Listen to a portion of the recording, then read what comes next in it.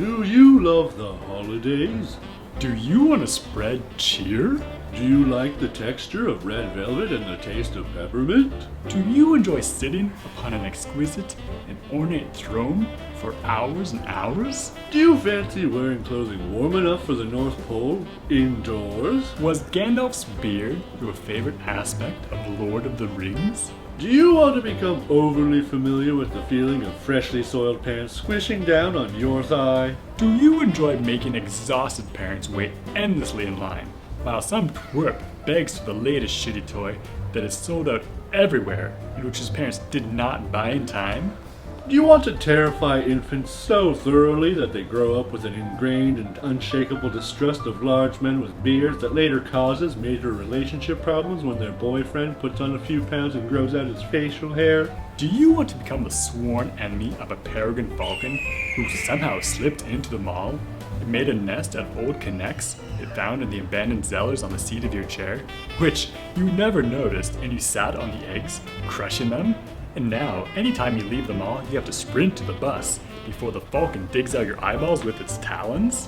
Do you want to eat lunch alone in the bootlegger change room because anytime you eat in the food court, you routinely have kids come up to you whose parents were too cheap and lazy to stand in line at Santa's Village, so they just waltz up to you while you're unwrapping your Subway, and the little dingus just gawks at you the whole time when you really just want to chow down on your 6-inch tuna and cheddar?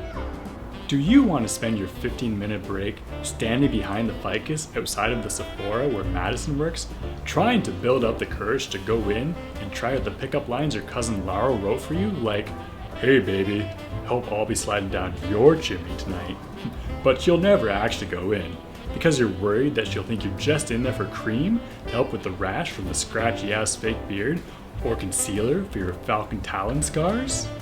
Do you want to have to put up with Katrina Vandermoobs, who works at the kiosk and sells glass figurines of Dr. Phil, and who stares at you for hours every day and blasts "I Saw Mommy Kissing Santa Claus" from an old iPod Nano, all the while applying copious amounts of lip gloss and making smoochy faces, even though you keep pointing to your wedding ring, which isn't really a wedding ring, it's just an old Lindt chocolate wrapper, but it has to do because when you asked your elf assistant Tawny if she would pretend to be your wife to keep Katrina off your back, she wanted $500, and you just don't have that kind of dough right now because you still owe a ton of money after your turtle-themed taco restaurant Hard Shells went belly up, and you do not want to get mixed up with Katrina and her lip crusties.